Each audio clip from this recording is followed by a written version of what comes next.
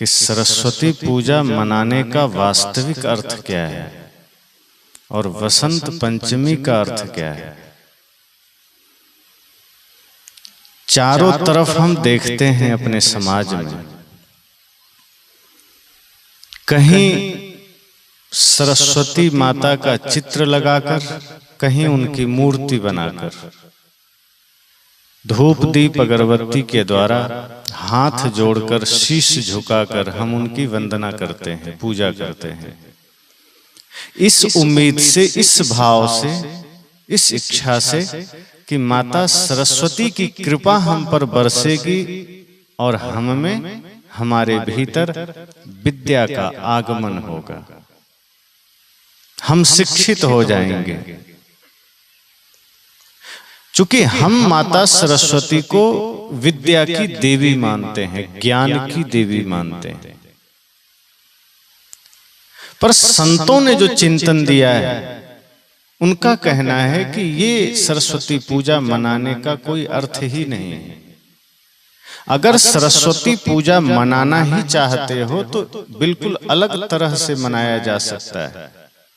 मूर्ति रखकर, अगरबत्ती जलाकर, धूप दीप जलाकर और शीश झुका करके जो तुम चाहते हो कि हम सरस्वती पूजा कर लेंगे, ये सिर्फ पाखंड है। ये अपने को अपने से बाहर करना है, भीतर लौटना नहीं है। सबसे पहली बात तो सरस्वती विद्या की देवी नहीं है, वो मात्र विद्या के प्रतीक है। ये बाहर कोई ऐसी देवी नहीं जो कहीं बैठी हो किसी लोक में, किसी जगह में जहां से वो विद्या देती हो। अगर ऐसा होता तो कोई अशिक्षित ना होता, ये जान लो। अगर कोई धर्मात्मा आदमी बैठा हो और यहाँ 1000 लोग बैठे हों तो वो सबको बराबर कुछ न कुछ देगा। अगर भोजन बांटना हो, प्रसाद बांटना हो, जल बांटना हो, अभी यहाँ ही भोजन की व्यवस्था है तो हमारे व्यवस्थापक ये तो नहीं कहेंगे कि नहीं 5 को छोड़ के बाकी सबका भोजन होना है, या सिर्फ 10 का ही भोजन होगा बाकी का नहीं होगा। यहाँ जो आएगा उसको भोजन मिलेगा, यहाँ जो बैठेगा वो ज्ञान सुनेगा। माता सरस्वती अगर कोई वास्तव में बाहर स्थूल देवी होती तो वो किसी को अनपढ़ रहने ही नहीं देती, किसी को गंवार रहने ही नहीं देती। सत्य तो है कि विद्या का प्रतीक मात्र है, शिक्षा का प्रतीक मात्र है, ज्ञान का प्रतीक मात्र है। और जो ज्ञान की साधना करता है, जो विद्या की साधना करता है, उसको सरस्वती प्राप्त हो जाती है, उसको ज्ञान प्राप्त हो जाता है। जो मेहनत करता है उसको ज्ञान प्राप्त हो जाता है। और जो कुछ नहीं करता, सिर्फ पूजा करता है, उसको कुछ नहीं मिलता। क्यों? क्योंकि बाहर कोई देवी नहीं है, होती तो मिल जाता। आप भूखे हों और किसी सज्जन पुरुष से कुछ मांगे तो दे ही देगा, नहीं देगा ऐसी बात नहीं। और हो सकता है बिना श्रम के आपको मिल जाए। कोई सज्जन पुरुष है, धर्मात्मा पुरुष है, आप कुछ मांगने जाएं तुरंत मिल जाता है। पर आज के समय, आज के दिन भारतवर्ष में, भारत के बाहर हमें लगता है कोई ऐसा विद्यालय ना होगा जहां सरस्वती का चित्र या मूर्ति रखकर उसकी पूजा न की जा रही है, वहां उनसे विद्या की कामना न की जा रही हो। लेकिन उसी विद्यालय में कितने बच्चे फेल हो जाते हैं, उसी महाविद्यालय में कितने बच्चे फेल हो जाते हैं, पूजा करते रह जाते हैं, मूर्ति पर माला चढ़ाते रह जाते हैं, पास नहीं हो पाते। तो फिर वो कैसी देवी है? इसका मतलब वो सिर्फ हमारी कल्पना का देवी है, यथार्थ देवी से हमारा परिचय नहीं। जिस दिन हम उस ज्ञान को समझ लेंगे, उस विद्या को समझ लेंगे, वो हमारे भीतर प्रकट हो जाएगी। अब जैसे कोई हनुमान जी का भक्त हो और रोज सुबह उठ करके 4 बजे जय हनुमान ज्ञान गुण सागर जय कपीस तिहुँ लोक उजागर 2 घंटा करे, पहलवान बन जाएगा। वो पहलवान बनने के लिए एक्सरसाइज करना पड़ेगा, पहलवान बनने के लिए योग करना पड़ेगा। आजकल जिम का प्रचलन चला है तो गांव के भी लोग जिम चले जाते हैं, वहां खूब दंड बैठक लगाते हैं, एकदम बॉडी वॉडी बना लेते हैं। पर हनुमान जी का माला जप के नहीं बनाते, मेहनत करके बनाते हैं। यहाँ किसान लोग बैठे हैं, आप देवी अन्नपूर्णा और लक्ष्मी की पूजा करके बैठ जाएं घर में कि हमारे खेत में फसल हो जाए, हो जाएगा। आपको उस लक्ष्मी का, अन्नपूर्णा का प्रतीक, उनके अर्थ, उनके भाव समझना है कि जब आप श्रम करते हैं, जब आप मेहनत करते हैं, अपने आप लक्ष्मी प्रकट हो जाती है, अर्थात समृद्धि प्रकट हो जाती है। वो कहीं लक्ष्मी है, उसकी पूजा से समृद्धि प्रकट नहीं होती है। आप जब श्रम करते हैं, मेहनत करते हैं, तो समृद्धि प्रकट होती है। इसी तरह से सरस्वती की पूजा चित्र की नहीं, उसके मूर्ति पर माला चढ़ाने से नहीं, अगरबत्ती घुमाने से नहीं, बल्कि अपने भीतर लौटने से है। वैसे भी दो प्रकार की विद्या है, अपरा और परा। उपनिषद में ये बात आई। अपरा विद्या में बाहर विज्ञान, गणित, साहित्य, कला, छंद, निरुक्ति। हम जब संसार को पढ़ते हैं, सूचनाएं इकट्ठी करते हैं, वो सब अपरा विद्या में आती है। जैसे कोई गणित पढ़ रहा है, कोई साइंस पढ़ रहा है, विज्ञान, कोई भूगोल पढ़ रहा है, कोई ग्रह नक्षत्र को पढ़ रहा है, कोई रोज के खबरों को पढ़ रहा है, कोई राज्य के बारे में जान रहा है, कोई देश के बारे में जान रहा है, कोई आपके गांव के बारे में, कोई धरती के बारे में, कोई चांद के बारे में। ये बाहर की जो कुछ भी जानकारी है, ये अपरा विद्या है। और परा विद्या, जब आप स्वयं को जानते हैं, अपने अहंकार को जानते हैं, मैं कौन हूं इसको जानते हैं, ये परा विद्या है। और मैं कौन हूं को जान लिया, वही सरस्वती की पूजा कर लिया, वही सरस्वती की उपासना कर लिया।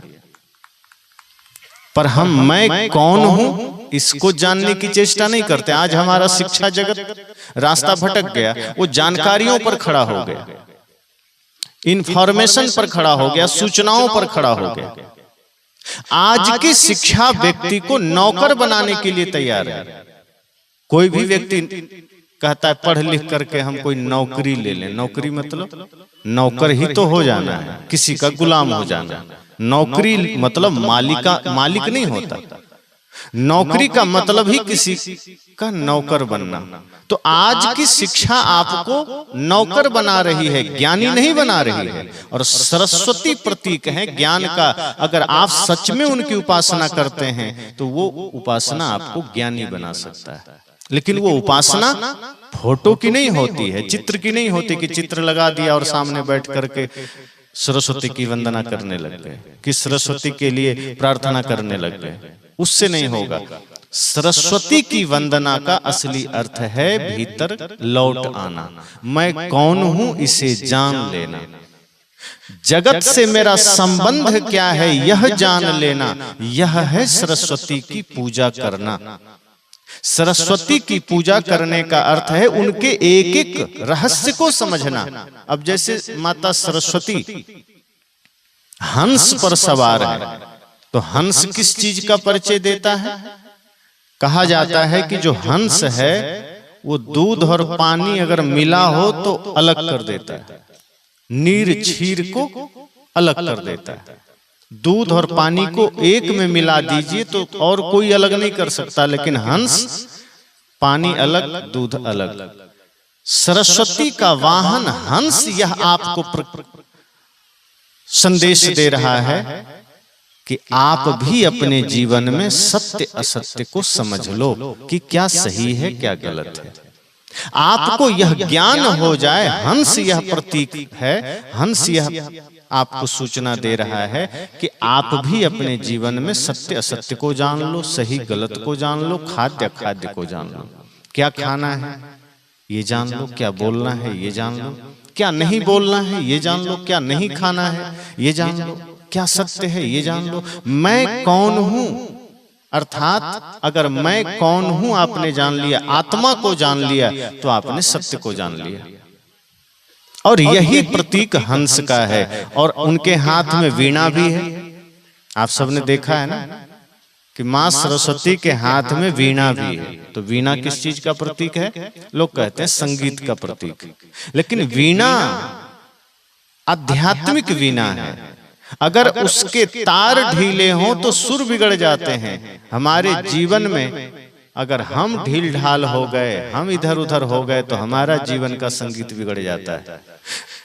वो सरस्वती जी का जो वीणा है वो संकेत करता है कि आप अपने भीतर के संगीत को जानो, अपने भीतर के संगीत को की ओर मुड़ो। वो बाहर के कोलाहल का प्रतीक नहीं है कि बाहर डीजे बजा करके खूब नाचो। सरस्वती पूजा में मैंने देखा है कई जगह, यहाँ तो नहीं देखा, अन्य प्रांतों में, बिहार आदि में, कि जिस दिन विसर्जन होता है उस दिन ट्राली या ठेला पर उसको बढ़िया से सजाया जाता है, और जो मानने वाले विद्यार्थी लोग हैं और कुछ बड़े शामिल हो जाते हैं, अब बढ़िया से शराब पी लेते हैं और डीजे लगा करके अश्लील गाने बजा करके डांस करते हुए उनको किसी गंदे नाले में उलट देते हैं। मानो इस तरह से जैसे माता सरस्वती के सामने प्रणाम किया, वंदना किया, तमेव माता च पिता तमेव बंधुश्च सखा। लेकिन जब विसर्जन का समय आया, मन भर गया नाचते कूदते, थक गया, शराब पिया, गाने बजा के डांस किया, और उसी माता को जिसके सामने उसने विद्या की कामना की थी, सुख समृद्धि की कामना की थी, ज्ञान की कामना की थी, किसी गंदे नाले में सिर के बल उलट के चला आया कि जाइए अब 1 साल उसी में शीर्षासन करते रहिए, अब आपसे कोई लेना देना नहीं। सिर टूटा कि हाथ टूटा कोई ख्याल नहीं। जिसे तुम थोड़ी देर पहले मां का दर्जा देकर विद्या की कामना कर रहे थे, कुछ ज्ञान की कामना कर रहे थे, अभी नशा करके नाचते गाते गंदे गाने बजा करके उसको जल में तुमने प्रवाहित कर दिया। ये कैसी पूजा है? जो शब्द अपने मां के सामने नहीं बोल सकते, वो सरस्वती पूजा के विसर्जन में वो गाने बजते हैं और वो अश्लील डांस होते हैं और उस तरह से नशा लोग करते हैं। संत कहते नहीं, आज तुम्हारी दिशा बदल गई। सरस्वती इसका प्रतीक नहीं है। अगर तुम उसमें मातृ दर्शन करते हो तो वो ज्ञान का प्रतीक है। ज्ञान को धारण करो, समझदारी को धारण करो। सरस्वती विद्या का प्रतीक है। उपनिषद में ही विद्या की एक और चर्चा है। जो बाहर का ज्ञान है, जो बाहर की जानकारी है, उपनिषद उसे अविद्या कहता है, उसको वो विद्या नहीं कहता। जैसे आप गणित जान लो, विज्ञान को जान लो, संसार को जान लो, कला को जान लो, साहित्य को जान लो, उपनिषद कहता है ये सब अविद्या है, ये विद्या नहीं है। तो विद्या क्या है? स्वयं को जान लो। मैं कौन हूं ये जानना विद्या है, संसार को जानना अविद्या है, और आज पूरा संसार अविद्या में है। अब उपनिषद ये नहीं कहता कि तुम संसार को मत जानो, लेकिन उपनिषद ये कहता है कि अगर तुम सिर्फ संसार को जानोगे, विज्ञान को जानोगे, गणित को जानोगे और अपने को नहीं जानोगे तो फिर वो सब बेकार है, किसी काम का नहीं। स्वयं को जाने बिना बाहर का ज्ञान थोथला है, ऐसे ही फालतू। इसलिए दोनों का समन्वय की बात है कि मैं कौन हूं ये जानना अत्यंत आवश्यक है, और संसार को जानना इसलिए आवश्यक है क्योंकि आपको जीना है संसार में, क्योंकि आपको बाहर का जीवन भी बढ़िया से जीना है, तो उसको भी जानिए, वो आवश्यक है, अनिवार्य है। लेकिन मैं कौन हूं अगर ये नहीं जाना तो बाहर का जानना फिर 2 कौड़ी का है। तो सरस्वती प्रतीक है ज्ञान का, विद्या की देवी है, और हम उनसे क्या मांग रहे हैं? अविद्या।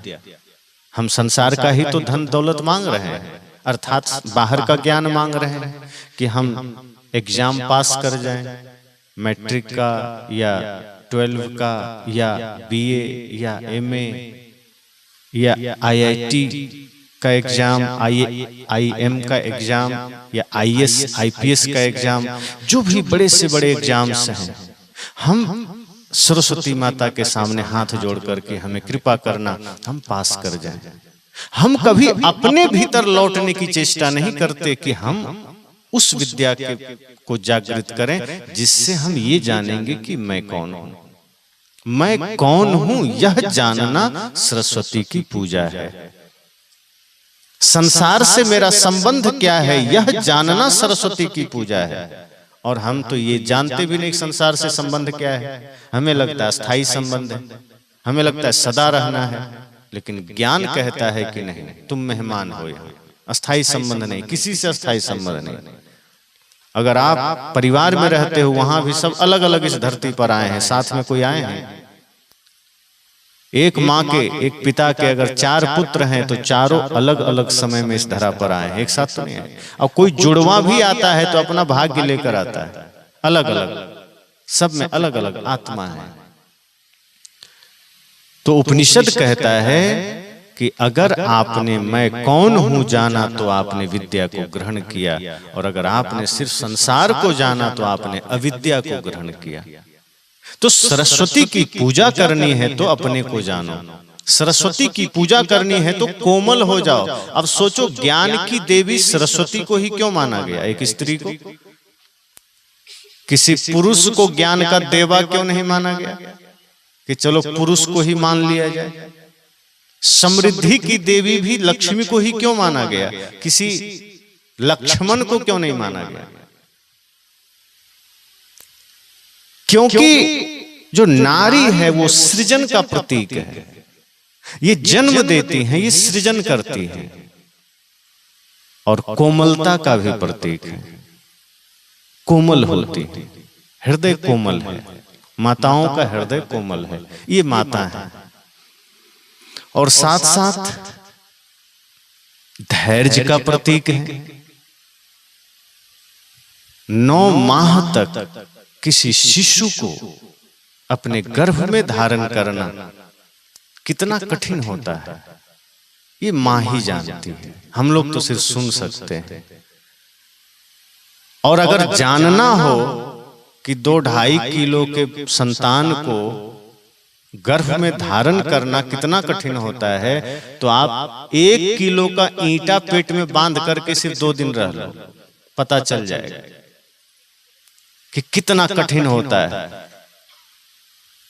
तो मां को ही पता है कि एक संतान को 9 माह तक गर्भ में रखना कितनी चुनौती की बात है। तो नारी धैर्य का प्रतीक है, कोमलता का प्रतीक है, और सृजन का प्रतीक है, ये जन्म देती हैं। इसलिए विद्या को नारी का प्रतीक माना गया, अर्थात नारी को ही विद्या की देवी कहा गया। सरस्वती देवी है, स्त्री है। जिस तरह से एक स्त्री सृजन करती है, उपनिषद कहता है कि आप भी उस विद्या को अपने जीवन में जब धारण करोगे तब आपके जीवन का वास्तव में सृजन होगा, वरना अभी तो ऐसे बिखरा हुआ जीवन है, अभी तो बेढंगा जीवन है, अभी तो टूटा फूटा जीवन है। जब आप उस विद्या को जीवन में धारण करते हो, उस ज्ञान को धारण करते हो, तो आप में भी सृजन की क्षमता आती है।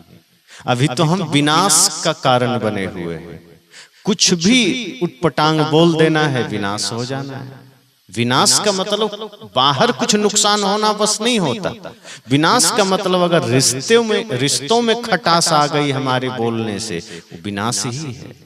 विनाश का मतलब हमारे कुछ बोलने से अगर परिवार टूट गया, कोई काम बनता हुआ बिगड़ गया, वो विनाश ही है। तो स्त्री सृजन का कारण बनती है। उपनिषद के ऋषि कहते हैं कि आप भी जब विद्या ग्रहण करते हो तो आपके भीतर सृजन का भाव जगता है, फिर आप समाज निर्माण, स्वयं का निर्माण, राष्ट्र निर्माण की कल्पना करते हो, कर पाते हो। दूसरा, वो कोमल होती है, तो विद्या आपको कोमल बनाती है, कठोर नहीं बनाती। अभी कहते हैं ना, पुरुष कठोर होता है, माताओं को दर्द हो तो रो लेती हैं, पुरुष नहीं रोता, वो दबा के रखता है। अहंकार रोने नहीं देता, और कोई बात नहीं। अहंकार कहता है कोई क्या कहेगा, पुरुष होके रो रहा है। जबकि संत कहते हैं अगर आंसू आए तो बहा लेना, मन हल्का हो जाता है। इसलिए ज्यादातर पुरुष डिप्रेशन के शिकार होते हैं, माताएं कम होती हैं। ज्यादातर टेंशन, डिप्रेशन, अवसाद में पुरुष होते हैं। आत्महत्या का ज्यादा शिकायत पुरुषों में आता है। क्योंकि वो अपने आंसुओं को बहने नहीं देते, वो रोक रोक कर रखते हैं और वो फिर विस्फोट करता है। माताएं कभी भी किसी क्षण अपना रो करके अपना दुख बाहर कर लेती हैं तो उनका मन हल्का हो जाता है। तो कोमलता का प्रतीक है माताएं। विद्या ग्रहण करो, विद्या मतलब वो बाहर का विद्या नहीं, हमने बाहर के जानकारी को विद्या कह दिया कि दुनिया को जान लेना, संसार को जान लेना विद्या है। उपनिषद कहते हैं नहीं, ये अविद्या है। स्वयं को जानो तब कोमलता प्रकट होगी, फिर सब जीव के प्रति आपके हृदय में प्रेम का भाव जगेगा, कोमलता का भाव जगेगा, संवेदना जगेगी। अभी हम असंवेदनशील हैं, किसी की पीड़ा को देखकर हमारे भीतर पीड़ा का भाव नहीं होता, करुणा का भाव नहीं होता, बल्कि आनंद आता है। अगर हम किसी को पीड़ा में देखते हैं तो मन प्रफुल्लित हो उठता है कि अच्छा हुआ, ये इसी लायक है। ज्यादातर कुछ एक लोग हैं जो पीड़ित हो जाते हैं, जिनके भीतर करुणा है, जो ज्ञान से जुड़े हैं, जो संत सत्संग से जुड़े हैं, ऐसे कम लोग हैं। तो कोमलता का प्रतीक, सृजन का प्रतीक, धैर्य का प्रतीक। जब हमारे भीतर सही अर्थों में विद्या जागती है तब हमारे भीतर भी धैर्य आता है। फिर हम हड़बड़ाहट छोड़ देते हैं, जल्दबाजी छोड़ देते हैं, धैर्यवान हो जाते हैं। तो माता सरस्वती विद्या की देवी हैं और वो स्त्री रूप हैं। ये इसलिए क्योंकि उनमें स्त्री सृजन शक्ति रखती हैं, धैर्य की शक्ति रखती हैं और कोमलता धारण करती हैं। अब वीणा, हंस और उनका श्वेत वस्त्र, ये भी एक प्रतीक है। श्वेत वस्त्र यह प्रतीक करता है कि सदैव शांत रहो और सत्य को जीवन में धारण करो। सादा जो रंग है, सदगुरु कबीर ने भी श्वेत वस्त्र चुना, ये शांति और सत्य का प्रतीक है। सरस्वती माता का वस्त्र यह प्रतीक है, यह संकेत है, यह सूचना हम सबके लिए है कि आप भी अपने जीवन में सत्य को, शांति को धारण करो। तब सरस्वती पूजा हो गई। और उनके हाथ में पुस्तक भी है, तो पुस्तक बाहर की जानकारी के लिए नहीं, वो पुस्तक भीतर की जानकारी के लिए है, भीतर के ज्ञान के लिए है, उसका ये प्रतीक है। तो इस तरह से जब हम उनके एक एक प्रतीकों को जीवन में उतार लेते हैं, सरस्वती पूजा हो गई। अलग से फिर कुछ करने की जरूरत नहीं है। फिर ये आवश्यकता नहीं कि फोटो लगा के हम अगरबत्ती जलाएं।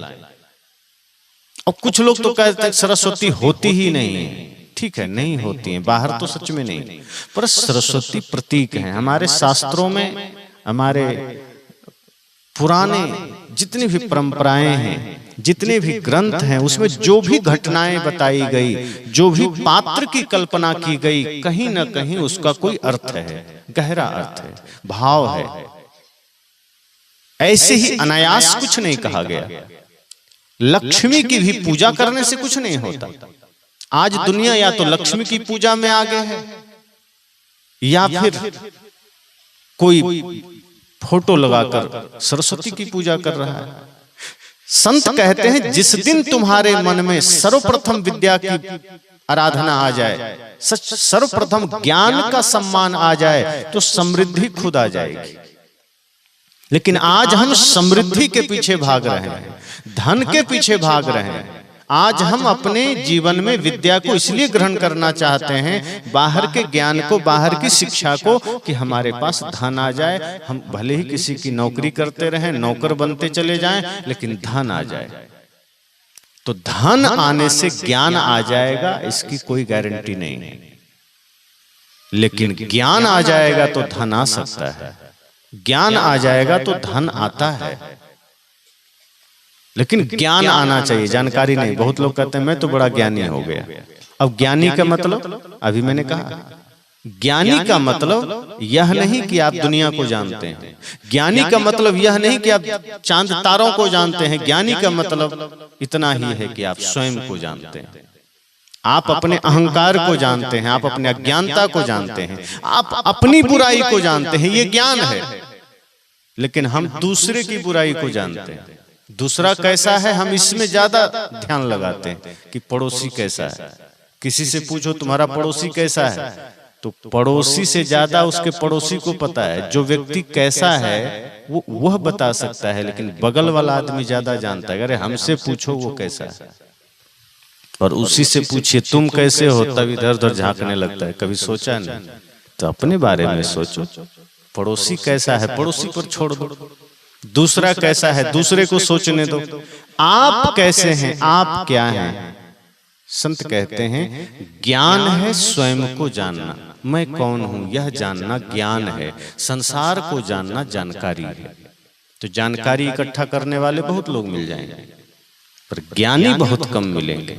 और जो ज्ञानी है वो भीतर लौटता है। उस सरस्वती पूजा के दिन भी यही देखता है, यही सोचता है कि सरस्वती चूंकि ज्ञान और विद्या का प्रतीक हैं, बस वो ज्ञान और विद्या हमारे जीवन में आ जाए। मैं कौन हूं यह ज्ञान मुझे हो जाए, शरीर की नश्वरता का ज्ञान हो जाए, संसार से मेरा संबंध क्या है यह ज्ञान हो जाए, हमारी पूजा हो गई। और वसंत क्या प्रतीक है?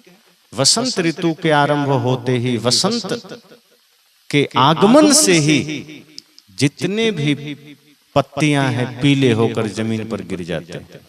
तो वसंत मिटने का भी प्रतीक है, क्योंकि मिटने पर ही नई पत्तियों का जन्म होता है। अगर पुरानी पत्तियां पीले होकर ना गिरे तो नई पत्तियां कहां से आएंगी? अगर विनाश ना हो तो निर्माण कहां से होगा?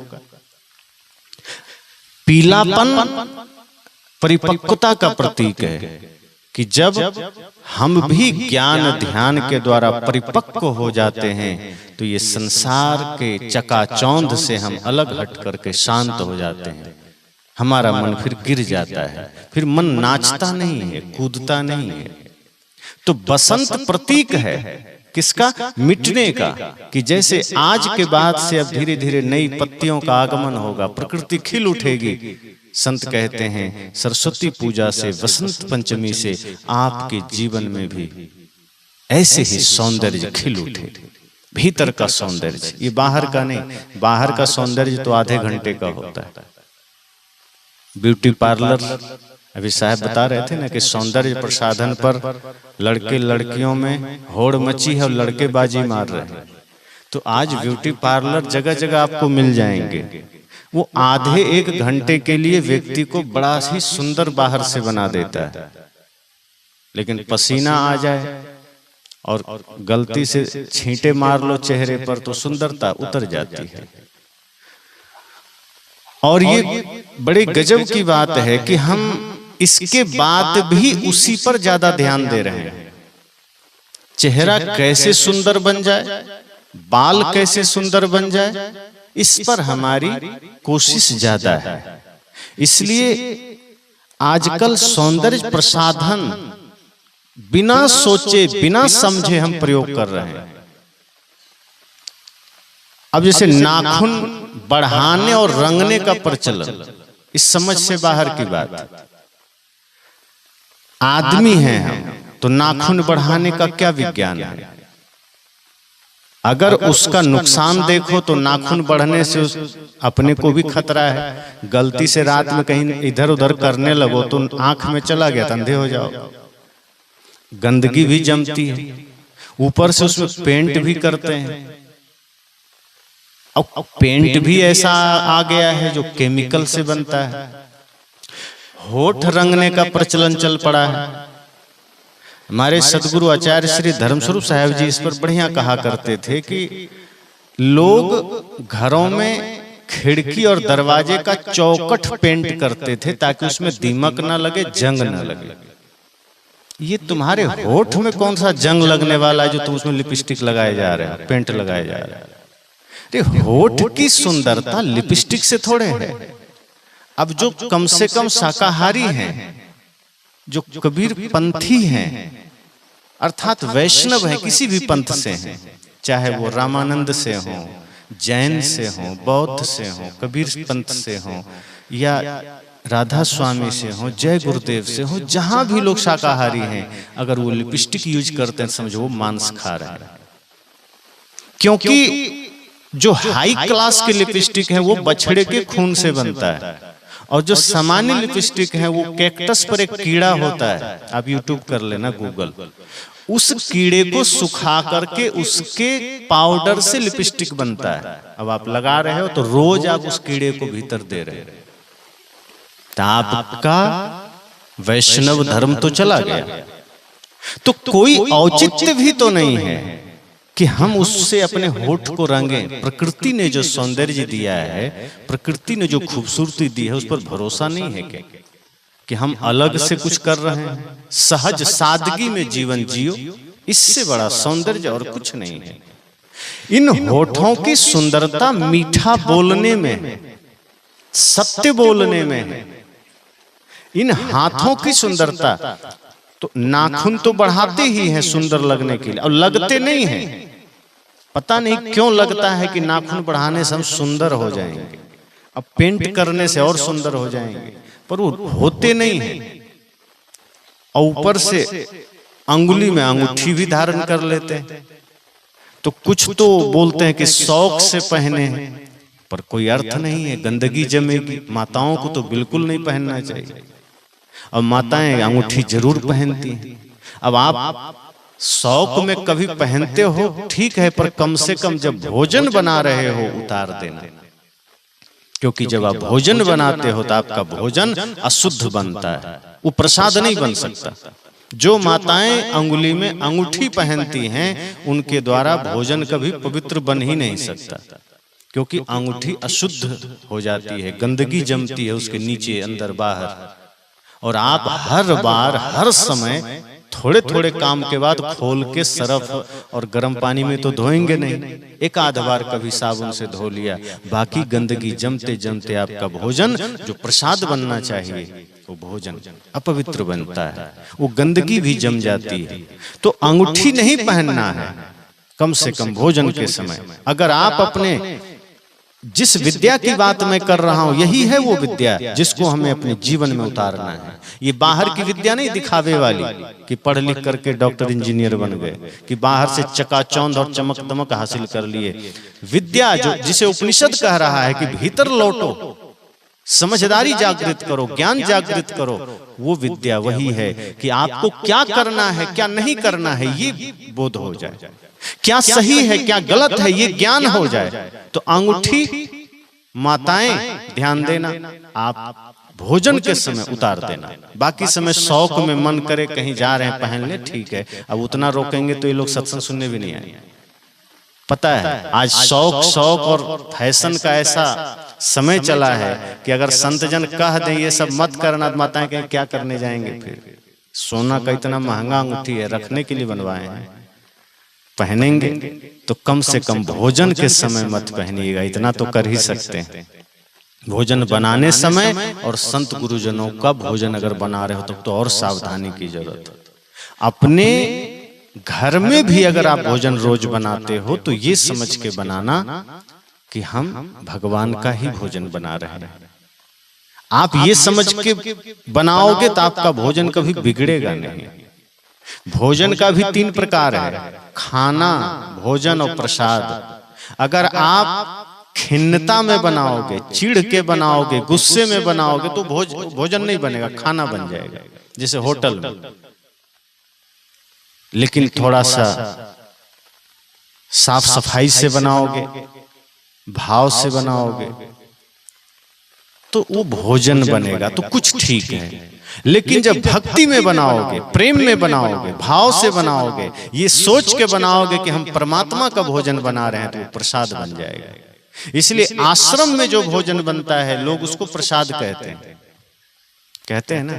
होटल का भोजन प्रसाद होता है, घर में ज्यादातर भोजन बोल देते हैं। आजकल तो लोग खाना ही बोलते हैं, इसलिए कभी भी भोजन बोलना और ज्यादा अच्छा हो प्रसाद। तो आपको उस भक्ति के साथ, भाव के साथ बनाना है जो भक्ति जीवन को स्वर्ग जैसा बना देती है, आनंद से भर देती है। तो जब घर के लोगों के लिए भी आप भोजन बनाइए तो यह भाव रखिए कि हम परमात्मा का भोजन बना रहे हैं, हम संत गुरुजनों का ही भोजन बना रहे हैं। पति के लिए बनाओ, सास ससुर के लिए बनाओ, माता पिता के लिए बनाओ, बच्चों के लिए बनाओ, कभी भी खिन्नता में मत बनाइए। अगर कभी मन में क्रोध है तो भोजन मत बनाना, 10 मिनट रुक के ध्यान कर लेना। अगर क्रोध के समय आपने भोजन बनाया तो वो भोजन विष बन जाएगा, और फिर जैसा खावे अन्न वैसा बने मन। संतों ने कहा अगर वो खिन्नता के समय आपने भोजन बनाया तो होगा क्या, उस विष भरे भोजन को करके लोगों का मन दूषित हो जाएगा। भोजन का बड़ा महत्व है, जैसा अन्न खाओगे वैसा मन बन जाता है। और ये बड़े बड़े लोगों के साथ हुआ है, भीष्म पितामह के साथ भी हुआ। देखो दुर्योधन का दूषित अन्न खाते थे तो द्रौपदी का चीर हरण होता रहा उनके सामने और शीश झुकाए बैठे रहे। मन खड़ा न करने होने दिया उनको कि तुम रोक लो, क्योंकि मन में गंदगी थी, मन में पाप था, क्योंकि भोजन दूषित कर रहे थे। आदमी अच्छे थे, वो चाहते तो अकेले सब कुछ रोक सकते थे, सामर्थ्यशाली थे, पावर भी अच्छा खासा था, शक्तिशाली थे। वो चाह लेते तो कोई दुर्योधन दुशासन कर्ण की तो बात छोड़ो, अगर स्वयं यमराज भी आ जाता तो डर से हट जाता। अगर भीष्म पितामह चाह लेते, इतना पावर था। लेकिन भोजन गलत करते थे, अधर्म का भोजन कर रहे थे। तो इसलिए मैंने कहा कि हम अपने सौंदर्य के लिए बाहरी चीजों का प्रयोग करते हैं। अंगूठी का प्रयोग कर रहे हैं, लिपस्टिक का प्रयोग कर रहे हैं, पेंट का, नेल पेंट का प्रयोग कर रहे हैं, अन्य चीजों का प्रयोग कर रहे हैं। आपको प्राकृतिक सौंदर्य पर भरोसा नहीं है। अगर स्वयं को सुंदर बनाना है तो विचारों को सुंदर बनाओ। शील से बड़ा आपका कोई गहना नहीं है, कोई आभूषण नहीं है। बाहर से खूब आभूषण लगा लो, रंग पेंट से खूब चेहरा को डेकोरेशन कर लो, डेकोरेट कर लो, और बानी निकले कड़वी तो किस काम का हो। बानी मीठी निकालो, कुछ रंगने की जरूरत नहीं है। आपकी सुंदरता तीनों लोकों में फैलेगी। माता शबरी की भक्ति की चर्चा है, सौंदर्य की चर्चा नहीं है। सुंदर तो बॉलीवुड के हीरोइनें खूब होती है, किसी की पूजा थोड़े होती। पूजा किसकी होती है? आज हमारी वर्तमान में राष्ट्रपति हैं द्रौपदी मुर्मू जी, उनका कर्म महान है, जीवन महान है। देखो ऊंचे पद पर चली गई। सुंदरता थोड़े चाहिए जीवन के लिए। मीराबाई, मां सीता, लक्ष्मीबाई, सुनीता विलियम्स, कल्पना चावला, बहुत नाम है इतिहास में, जिन्होंने अपने कर्म से अपने सौंदर्य को बनाया। सुंदरता कर्मों की होनी चाहिए, आपके विचारों की होनी चाहिए, आपके आचरण की होनी चाहिए। तो हम सौंदर्य प्रसाधन के लिए बहुत सारी चीजों का प्रयोग करते हैं जो गलत है। अब पुरुष वर्ग में भी मैं देखता हूं बहुत लोग अंगूठी पहने रहते हैं, तो ये इसलिए पहनते हैं कि ये कोई कोई ग्रह को वश में किए रहते हैं। कई लोग को मैं पूछा तो चारों उंगली में अंगूठी थी, एक आदमी तो अंगूठा में भी पहन रखा था। तो हमने कहा क्या है? कहा कि पंडित जी ने दिया है। मैंने कहा किस लिए? कहा हम पर कई ग्रह टेढ़ा हो गए थे। हमको उसमें से मुख्य में कौन था? कहा शनि और राहु। हमने कहा जो पढ़ने वाले छात्र हैं, लोग हैं, वो जानते हैं कि शनि ग्रह हमसे कितना बड़ा है। वो वहां टेढ़ा हुआ, तुम ही पर हुआ है। अब वहां वो टेढ़ा होगा तो तुम पर उसका असर अकेले होगा कि पूरी दुनिया पर होगा। सूरज अगर अधिक गर्म होगा तो हम सबको गर्मी लगेगी ना। अभी सूरज खूब गर्म हो जाए, मैं कहूँगा सिर्फ मुझे अकेले गर्मी लग रही, तो हमारा शरीर कमजोर होगा। या तो सूरज की गर्मी सबको लगेगी। शनि टेढ़ा होगा, सब पर टेढ़ा होगा। अच्छा चलो ठीक है, यहां तक बात समझ में आती है। पंडित जी को कोई सूचना मिल गई होगी शनि पर से कि हाँ शनि इसी पर टेढ़ा हुआ, तो छोटा सा अंगूठी से वो इतना बड़ा ग्रह सीधा हो जाएगा। ये तो और पागलपन है। आप अंगूठी लेके बैठो और एगो छोटा सा पत्थर का टुकड़ा सीधा करके दिखा दो यहां से, तब जान लेंगे कि इस अंगूठी से शनि सीधा हो जाएगा। ग्रह मन में लगा है, भ्रम का ग्रह, मान्यताओं का ग्रह। ये कोई शनि रवि, कोई राहु केतु बाहर नहीं है। ये मन जब गंदगी में जाता है, मन जब खुराफातों में जाता है, संसार में जाता है, मन जब दुनिया भर का व्यर्थ का चिंतन करता है, तब इस पर ग्रह चढ़ता है और हम उसके लिए शांत करने के लिए हम अंगूठियां पहनते हैं। संत कहते हैं, उपनिषद कहते हैं, गीता कहती है ध्यान करो, सब ग्रह उतर जाएगा। ध्यान से बड़ा कोई उपाय नहीं है मन को निर्मल करने का, मन के सारे ग्रहों को उतारने का, जीवन के समस्त विकारों को उतारने का। ये अंगूठियां नहीं उतारती है, इन अंगूठियों से कुछ नहीं होता, ताबीज से कुछ नहीं होता। अगर अंगूठी धन देता, अंगूठी आपके ग्रह को उतारता, तो बेचारा अंगूठी बेचने वाला दुनिया का सबसे बड़ा आदमी होता।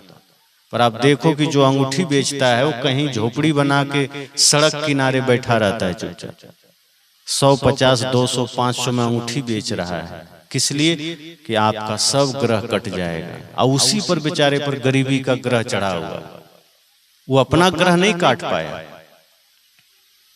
वो आपको अंगूठी दे रहा है, ये पहनो, कछुआ वाला अंगूठी, आपके घर में लक्ष्मी जी का वास होगा। आप पूछते भी तो नहीं हो कि तुम्हारे पास कितनी अंगूठी है, पूरा परिवार सहित खुद ही पहन लो, तुम तो अंबानी से भी धनी हो जाओगे। लेकिन नहीं, वो 200-500 रुपए लेकर के आपको दे रहा है और आपको लगता है कि ये आदमी जो दे रहा है हम धनी हो जाएंगे। भ्रम है, ये बाहर का अपरा विद्या है, बाहर भटकने वाला ज्ञान। जब हम स्वयं से बाहर भटकते हैं, जब हम स्वयं से दूर हटते हैं, तो यही सारे भ्रम पैदा होते हैं कि अंगूठी से कुछ हो जाएगा, ताबीज से कुछ हो जाएगा, ग्रह लगन मुहूर्त का कुछ मामला टेढ़ा मेढ़ा हो जाएगा, सीधा हो सकता है। सद्गुरु कहते हैं सारा खेल तुम्हारे मन के भ्रम का है। और ये बसंत पंचमी तुम्हें मिटाता है कि पहले सारी मान्यताओं को गिरा दो, जो कुछ भी पुराने विचार हैं उसको गिरा दो, जो कुछ भी तुमने ओढ़ रखा है उसको ध्वस्त कर दो। जब बीज मिट्टी में जाता है, आप सब जानते हैं किसान हैं, जब बीज मिट्टी में जाता है तो सबसे पहले स्वयं को मिटाता है। अगर बीज स्वयं को ना मिटावे तो अंकुरित ही ना होगा, वो फूटता है, वो नष्ट होता है। जो बीज आप बोते हैं, जब वो वृक्ष बनता है फिर वो बीज आपको मिलेगा नहीं, खोज लो कितना भी। वो स्वयं को मिटाता है तब एक नया वृक्ष पैदा होता है। ये बसंत पंचमी संकेत है कि हम सब अपने पुराने अहंकार, मान्यता, विकार को ध्वस्त करें, मिटा दें, तब एक शुद्ध मानवता जागृत होगी, तब शुद्ध इंसानियत जागृत होगी, तब मनुष्यता जागृत होगी, तब आप सही अर्थों में इंसान बनेंगे। और इंसान जब इंसान बन जाए, सोचो इंसान को इंसान बनने की बात हो रही है। ये बसंत पंचमी संकेत कर रहा है कि पहले जो कुछ भी मान्यताओं की चादर लपेट रखे हो, जो कुछ भी अपने ऊपर जो कुछ भी ओढ़ रखे हो, कुछ भी, चाहे कुछ होने का, कुछ बनने का, कुछ जानने का, वो सब गिरा दो, खाली हो जाओ, तब इंसान बन पाओगे। तो इंसान जब इंसान बन जाएगा तब ही संभावना है कि वो भगवान भी बन जाएगा। तो पहले इंसान बनना पड़ेगा। और गजब की बात है कि इंसान को ही कहा जाता है कि इंसान बनो। आज तक किसी कुत्ता को नहीं कहा गया तुम कुत्ता बनो, क्योंकि कुत्ता है ही पहले से, उसको बनना नहीं है। पर आदमी आदमी नहीं है, आदमी को बनना पड़ता है।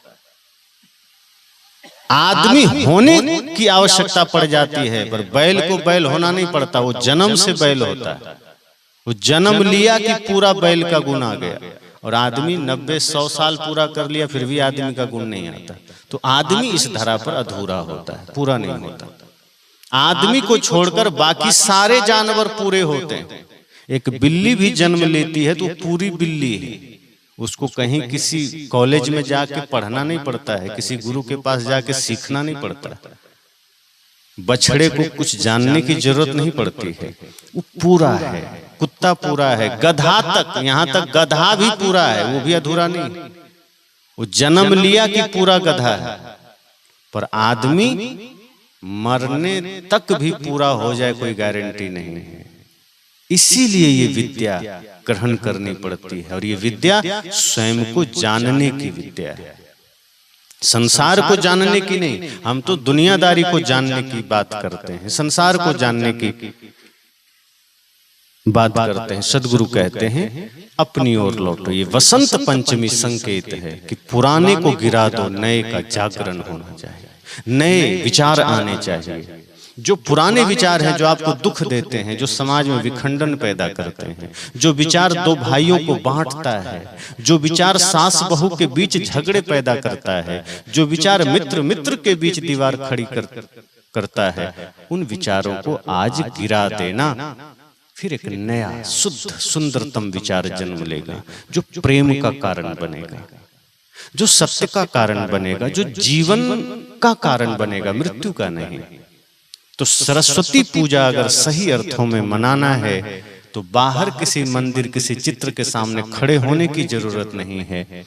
आईने के सामने खड़े हो, अपने को देखो और ये समझो कि ये जो मनुष्य का शकल मुझे मिला है, इसका उद्देश्य क्या है। ये मनुष्य का शरीर मुझे मिला है तो क्या बाहर ऐसे ही भटकने के लिए, पानी पहाड़ पत्थर में, नदी नालों में, मूर्ति में? नहीं, ये जीवन का उद्देश्य मुक्ति तक जाना है, मोक्ष तक जाना है। तो सरस्वती पूजा का उद्देश्य यह बन जाए कि आपको संसार में नहीं भटकना है, आपको मोक्ष तक जाना है, आपको मुक्ति तक जाना है। और फिर आईना में देखने के बाद 10 मिनट आंखें बंद करके भीतर देखिए कि मैं कौन हूं, मेरा उद्देश्य क्या है। आपको उत्तर मिलने लगेंगे। आप गहरे भाव से, शांत भाव से, आंखें बंद करके एकांत बैठ करके ये प्रश्न अपने से करिएगा कि मैं कौन हूं। जो कुछ भी ख्याल आए फिर उस पर विश्लेषण करिएगा कि क्या मैं स्त्री हूं, क्या मैं पुरुष हूं, क्या मैं शिक्षक हूं, क्या मैं किसी जाति का हूं, क्या मैं शरीर हूं। अगर मैं शरीर होता तो शरीर तो बदलता रहता है, मैं तो स्थिर हूं। शरीर के साथ मेरा बदलना तो ना हो सका, मैं तो ज्यों का त्यों हूं। क्योंकि बचपना का भी आप साक्षी हैं, जवानी का भी आप साक्षी हैं, और बूढ़ा हो गए तो बुढ़ापा का भी साक्षी हैं। अगर शरीर के साथ आप भी बदल जाते तो बचपना भूल जाते आप, उसका ध्यान ना होता, जवानी भूल जाते आप। लेकिन कोई तो भीतर बैठा है जो बचपना का भी ख्याल जान रहा है कि बचपन में क्या क्या हुआ वो भी आपको पता है, जवानी में क्या क्या हुआ वो भी पता है। मतलब कोई है जो स्थिर है, वो परिवर्तित नहीं हो रहा है, वो बदल नहीं रहा है। जैसे मैं यहां खड़ा हूं, यहां से कोई गुजरे, फिर इधर से गुजरे और शाम तक गुजरे और मैं यहीं बैठा रहूं, तो मैं सबको जानूंगा कि कौन कौन यहां से गुजरा है, क्योंकि मैं बैठा हूं, मैं देख रहा हूं। पर मैं भी साथ साथ गुजर जाऊं तो मैं जानूंगा, मेरे साथ कोई गुजरा मैं उतना जानूंगा, पर उसके बाद कौन आया मैं कैसे जानूंगा, क्योंकि मैं था ही नहीं। और अगर मैं यहां बैठा हूं तो जो भी घटित होगा मैं जानूंगा। इसी तरह से इस शरीर में कोई तो बैठा है जो बचपना को भी जानता है, किशोरावस्था को भी जानता है, जवानी को भी जानता है, बुढ़ापे को भी जानता है, और गजब की बात है कि नींद को भी जानता है। कोई तो भीतर है जो जागा हुआ है, जो आप नींद में है उसको भी जानता है। वरना नींद से उठने के बाद आप कहते हैं ना कि अरे मैं बड़ा गहरी नींद में सो गया। ये किसको पता था कि मैं गहरी नींद में सो गया? क्या आप तो सो गए, तो जाना कौन? और एक बात बताऊं कि वो जो बैठा है वो ये भी जानता है कि आप बेहोश हो गए। आप बेहोश हो जाते हैं और जब होश में आते कहते कि मैं पता नहीं कैसे बेहोश हो गया। मतलब कोई तो है जो सारी क्रियाओं का साक्षी है, जो कभी बदलता नहीं है, किसी स्थिति में नहीं बदलता, वो सबका दृष्टा है। संत कहते हैं उसी को जान लो, अपने को जान लो, स्वयं को जान लो। जब वहां आ जाओगे तो सरस्वती पूजा तुमने मना लिया। सही विद्या को तुम जान लो, सही ज्ञान को जान लो, और अपने बाहर के सारे आडंबर को मिटा दो। ये बसंत है। अपने बाहर के समस्त विकारों को मिटा दो, समस्त मान्यताओं को मिटा दो। पहले से जो कुछ भी जान रखा है, अगर लगे कि ये जानकारी मेरे मुक्ति मार्ग में बाधक है, तोड़ दो, फेंक दो, हटा दो। ज्ञान वही सार्थक है, शब्द वही सार्थक है जो आपको मुक्ति से जोड़े, जो मुक्ति से दूर करे, वो शब्द हटा देने की जरूरत है। एक ने कहा कि सदगुरु कबीर साहब का मूल ज्ञान क्या है, तो अभी तो कई ऐसे लोग आ गए हैं। एक कोई नितिन दास हैं, वो कहते हैं कि सदगुरु कबीर का जो मूल ज्ञान है वो मेरे पास है, साहब ने सिर्फ हमको दिया है, बाकी ये जितने हैं शाखा वाले ये सब भ्रम फैला रहे हैं। तो मैं सोच रहा था कि इसकी भेंट साहब से कब हुई, और सदगुरु कबीर साहब इतना बड़ा ज्ञान सिर्फ इस आदमी को कैसे दे दिए, और दिए तो किसी को बताए क्यों नहीं कि मैं इसी को दूंगा। क्योंकि जो उनके शब्द हैं, उनके ज्ञान है, उनकी वाणी है, उसमें तो सब खुलेआम उन्होंने कहा है। ये ज्ञान कोई गाली थोड़े जो चुपके से किसी के कान में दिया जाएगा। आदमी जो विश्व कल्याण की बात हो, ब्रह्मांड के कल्याण की बात हो, एक एक जीव के कल्याण की बात हो, तो खुल्लम खुल्ला कहता है। और कबीर साहब तो अपनी बात खुल्लम खुल्ला कहते हैं, डंके के चोट पर कहते हैं, वो सबके बीच कहते हैं। वो तो कहते हैं कबीर खड़ा बाजार में, लिए लुकाठी हाथ जो घर जा रहे अपना चले हमारे साथ। कबीर खड़ा बाजार में मांगे सबकी खैर, ना काहू से दोस्ती ना काहू से बैर। वो तो कहते मैं अपनी बातें गुफा के अंदर नहीं कहता, मैं कान में नहीं कहता, मैं चुपके से नहीं कहता। मेरी बातें तो डंके की चोट पर होती है, ठोक कर कहता हूं और सबको कहता हूं, सबके लिए कहता हूं। फिर ये आज कुछ ऐसे लोग कहां से आ गए जो कहते हैं कबीर साहब ने चुपके से मुझे ही दिया है, मेरे पास आओगे तभी तुम मूल ज्ञान जानोगे। इसका मतलब ऐसे लोगों से भी सजग होने की जरूरत है। सदगुरु कबीर का एक एक शब्द मूल ज्ञान है, पहली बात तो ये जान लो। एक एक शब्द सदगुरु कबीर का परम ज्ञान है, श्रेष्ठ ज्ञान है, मूल ज्ञान। एक भी साखी उठा लीजिए, एक भी दोहा उठा लीजिए, वो मूल ज्ञान ही तो है। ऐसा थोड़ा है कि सारी बातें कह के अलग से कोई मूल ज्ञान कहा होगा, तो बाकी बातें तो व्यर्थ हो जाएगी। सदगुरु कबीर का एक एक शब्द, चाहे वो साखी ग्रंथ का हो, भजनावली का हो, बीजक का हो, या उनके कहे गए कोई भी पद हो, सब मूल ज्ञान है, ये ध्यान रखें।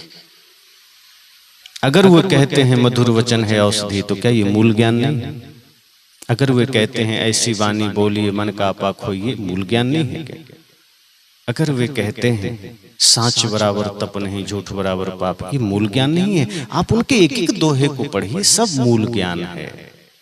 एक दोहा भी ठीक से पढ़ लिया तो आप मोक्ष की ओर जा सकते हैं। उनका एक एक शब्द आपको मुक्ति की ओर ले जाने में समर्थ है।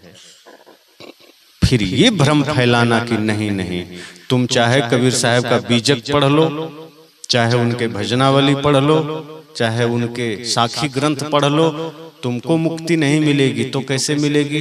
जो हमको कान में दिया है चुपके से, वो जब मैं तुमको दूंगा तब तुम मुक्ति पाओगे। तो सबसे पहले ऐसे लोगों से मुक्ति पाने की जरूरत है, वरना ये आपको भ्रम में इतना डालेंगे कबीर साहब से दूर हो जाएंगे। सदगुरु कबीर के ज्ञान से ही आप दूर हो जाएंगे। और सदगुरु कबीर का ज्ञान सार्वभौमिक ज्ञान है, समस्त विश्व के लिए। वो चुपके से नहीं दे रहे हैं कि नहीं अब पिता है अपना प्रॉपर्टी चुपके से अपने बेटे को लिख दिया, तो प्रॉपर्टी थोड़े है, वो ज्ञान है, वो समस्त मानवता के लिए। ये कोई सोना चांदी खेत नहीं है, घर नहीं है कि नहीं नहीं मैं तो इसी को दूंगा दूसरे को नहीं दूंगा। ये ज्ञान का खजाना है जो पूरी सृष्टि में बांटो तो भी घटेगा नहीं। ज्ञान घटता नहीं है, ये बाहर का कुछ नहीं है कि जो बांटो तो घट जाएगा। मीराबाई तो कहती है खर्चे नहीं कोई चोर न लूटे, दिन दिन बढ़त सवायो, पायो जी मैंने राम रतन धन पायो। सदगुरु कबीर का ज्ञान ये बाहर का रुपया पैसा नहीं है जो किसी एक आदमी को देंगे क्योंकि दूसरे को देंगे तो घट जाएगा। ये बढ़ता चला जाता है, ज्ञान घटता नहीं है। आप किसी को प्रेम बांटिए वो बढ़ेगा, आप किसी को सत्य बांटिए बढ़ेगा, भक्ति बांटिए बढ़ेगा, वो घटता थोड़े है। मेरे भीतर प्रेम है, मैं किसी को प्रेम करूंगा तो मेरा प्रेम घट जाएगा क्या? वो और बढ़ेगा, एक से दूसरे हृदय में चला जाएगा, वहां से तीसरे में। अब जैसे दिया जल रहा है, इस दिए से आप लाख दिए जला दो, क्या इसकी रोशनी घट जाएगी? इसकी तो बनी ही रहेगी, और दिए बन जाएंगे और दियों की रोशनी बढ़ जाएगी। तो ये ज्योति की भांति है ज्ञान। ये बाहरी, हाँ तेल बांटोगे तो घट जाएगा, अगर इस दिए का तेल दूसरे में डालोगे तो घट जाएगा, क्योंकि तेल है, लेकिन ज्योति नहीं घटती है, प्रकाश नहीं घटता है। इसी तरह ज्ञान नहीं घटता है, बाहर की चीजें घटती है, स्थूल चीजें जो बाहर संसार की वस्तुएं हैं वो घटती है, माया घटती है, सत्य नहीं घटता है, प्रेम नहीं घटता है, सदगुरु कबीर का ज्ञान भी नहीं घटता है, क्योंकि वो प्रेम को जगाने वाला ज्ञान है, सत्य को जगाने वाला ज्ञान है, वो मुक्ति तक ले जाने वाला ज्ञान है। तो मैंने कहा स्वयं को मिटाना ही वसंत है। स्वयं को मिटाना मतलब जो हमने बाहर से कोई मान्यता ओढ़ रखा है, संसार का, संप्रदाय का, दुनिया भर के कचड़े का, उसको गिरा देना, निर्मल हो जाना, पवित्र हो जाना, तब समझना आज से हमारे जीवन में बसंत का आगमन हो गया, बसंत का जागरण हो गया। फिर यहीं से संभावना है कि हम मुक्ति भी पा सकते हैं, घर में रहते हुए, जीवन में रहते हुए शांति भी पा सकते हैं। और यही इस सरस्वती पूजा और बसंत का सही अर्थ है। इतना ही जानना कि अपनी ओर लौट जाना, अपने को जान लेना, ये सरस्वती का प्रतीक है, ये सरस्वती प्रतीक, सरस्वती पूजा का लक्ष्य है। बाहर कुछ मांगना, बाहर दौड़ना, भागना, हाथ फैलाना, ये सरस्वती पूजा का अर्थ नहीं है। अपने को जानना, अपने में संतुष्ट हो जाना, जो मिला है उसी में खुश रहना, ये सरस्वती पूजा का उद्देश्य होना चाहिए, और यही उसका असली अर्थ है। तो हम आप सबके लिए यही कामना करेंगे कि आपके जीवन में भी ये सच्चा अर्थ आ जाए, माता सरस्वती की सच्ची पूजा जागृत हो जाए, कि आप बाहर की विद्या के साथ साथ अपने भीतर के ज्ञान को, स्वयं को जान सकें, संसार के साथ साथ मैं कौन हूं यह जान सकें, और इसको जानने के बाद आप अपने समस्त ओढ़े हुए मान्यताओं को गिरा सकें। जब अहंकार टूट जाए, मान्यताएं टूट जाए, तब समझना कि नया बसंत का आगमन हो चला है। फिर नई नई पत्तियां खिलेगी, चारों तरफ प्रकृति हरा भरा हो जाएगा। जब आप अपने अपने अपने विकारों को गिरा देंगे, मान्यताओं को गिरा देंगे, सारे भ्रम पाखंड आडंबर को गिरा देंगे, छल कपट को गिरा देंगे, तो जीवन नए रूप में प्रकट होगा, फिर वो आनंद का कारण बनेगा। अभी इतना ही।